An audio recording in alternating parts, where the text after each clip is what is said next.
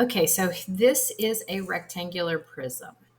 All right, you can see that it has four sides that are the same, and then the two end pieces are the same. All right, so what you're doing is you're trying to find the surface area of the rectangular prism. So the surface area is all the area. So think about what is surface.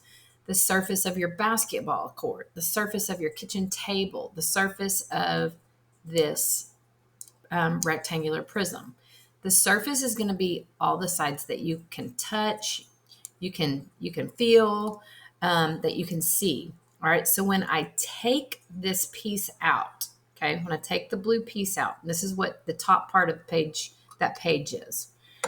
Okay, this is what we call a net. All right. So when you look at the net, you can see that I have these four equal pieces.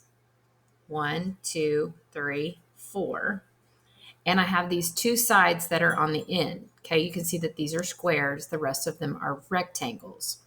All right, so we're going to find the whole surface area of this rectangular prism.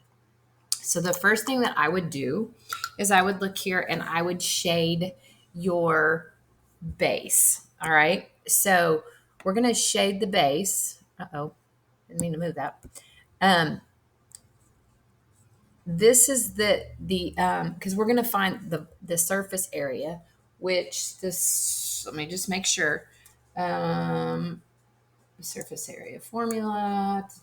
All right, so I'm going to find the surface of all of them. Okay, so the first thing is I've got a square here. So let me just draw it over here. Here's my square.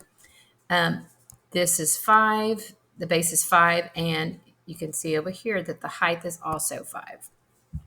So to find the area of that particular shape, it's 5 times 5, right? So you have 5 times 5 is 25.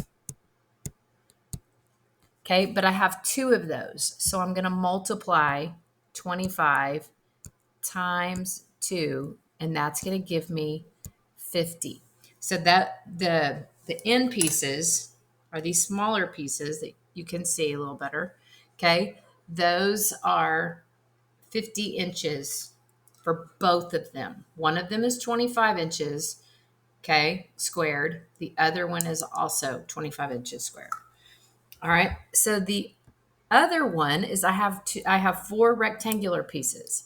So I know that the height is 5 and the length is 10. Okay? So in order to find my rectangular pieces, I have to multiply 10 times 5, and I'm going to get 50. But that is for only for one. So what you have to do is you have to multiply that by 4, because you have 4 of those pieces that make up that whole net. There it is again. Makes up that whole net. And so you're going to multiply 50 times 4, and you're going to get 200. So now what you have to do is you have to take the two of them and add them together. So you have 50 plus 200. So 200 plus 50 equals 250 inches squared. Okay, remember the surface of the entire box or rectangular prism. The best way, probably the best one to look like this, is a Kleenex box. So if you had a Kleenex box, if you were to cover every single piece, like wrap it up with a wrapping paper or something, that would be the best way you find it. Okay, so you'd cover it completely. So how much would you need to cover it completely? And that's how you do the rectangular prism.